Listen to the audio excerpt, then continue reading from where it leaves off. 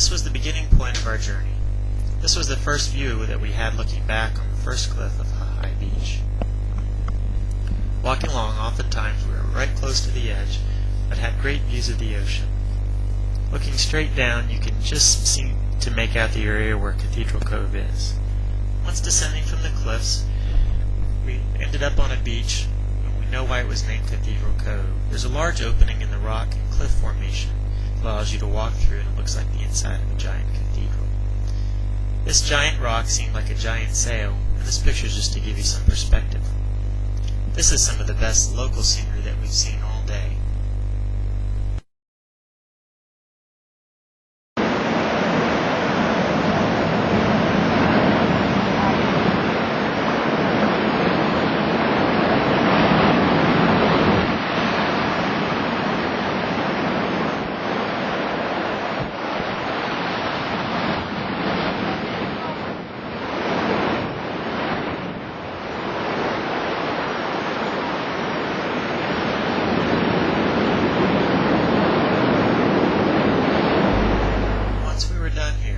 Back through the cove, back up the cliff face, to the car.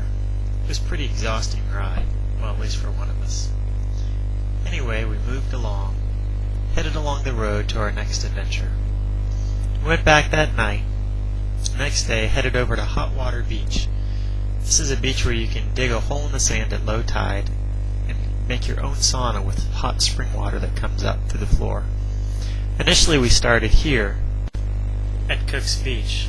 This is where Captain Cook docked his boat and had his scientists watch Mercury pass in front of the sun. From here we drove up to Shakespeare Point and looked down on Cook's Beach, a very secluded beach that is beautiful. After finishing there, it was time for a nap. After a while, we headed over to some other areas and down to Surf Beach and Hot Water Beach. Unfortunately, it was such a windy and stormy day, the waves were huge and the beach was closed off to visitors. That didn't stop us from snapping a few shots, though. Because the weather was so bad, we headed back to our hotel, which afforded us this view, and spent the night. From there, we traveled on the next morning and tried to see if there's anything else that we could see and salvage the weekend. Well, on traveling further south, we actually ended up heading down south along the Pacific coast and enjoyed a good snack or two. From here, we ended up going to the Karangahaki Reserve and over to a winery. However, not before going on a hike along the riverside, crossing a few bridges,